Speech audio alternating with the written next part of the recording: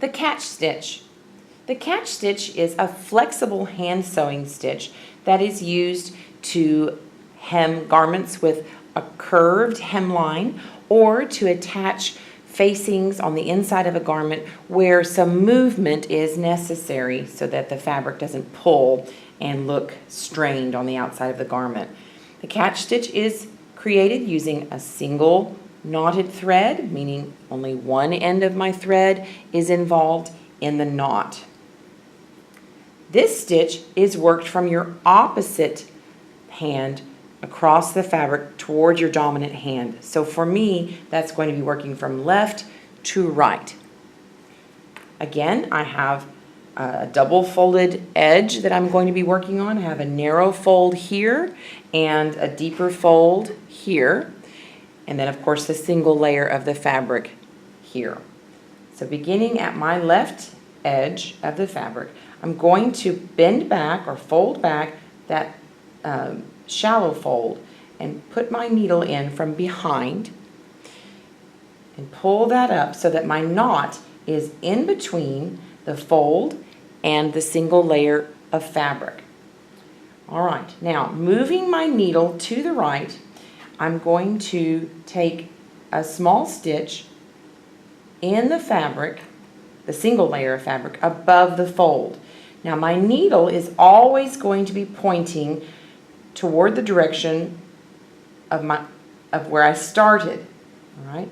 So then after that stitch, I come down and I take a similar sized stitch in the folded edge of my garment or my sample, and I continue to do this.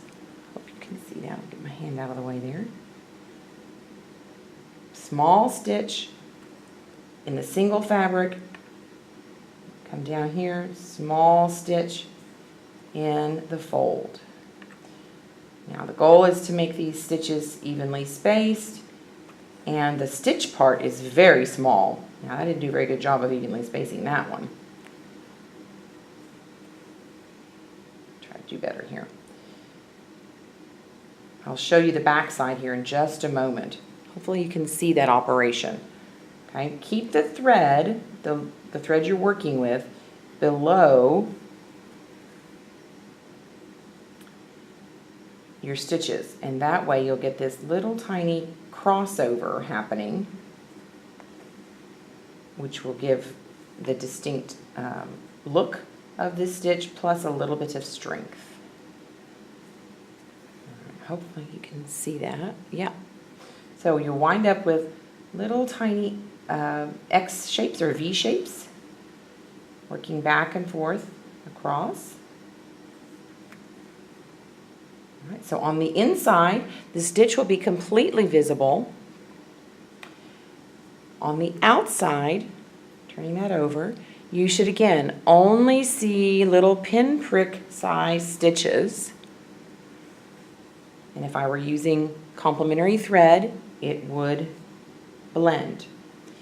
To tie off, we want to, again, turn our sample so that it is perpendicular to our lap, and make sure that you are finishing your stitch on the fold rather than in the single layer of fabric, because this is not going to be as sturdy, and if you put stress, a stress point in this, it's more likely to pull out than if you put a knot in your double layer of fabric here. So wherever your last stitch finished, which yours will be at the far end down here, you're going to take your anchor stitch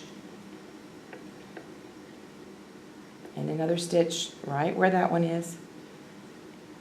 And before you pull that thread all the way up, pass your needle through the loop, hold it firmly on the table, and give it a nice tug so that it's knotted off. Now one thing that I didn't point out is that each time you take a stitch, you're only either going through the single layer here or through the fold here. The stitches that are on this side of the fold never go all the way through all the layers of fabric. That's why on the outside we only see little tiny dots of stitches. Hopefully you can see that. All right, that is the catch stitch.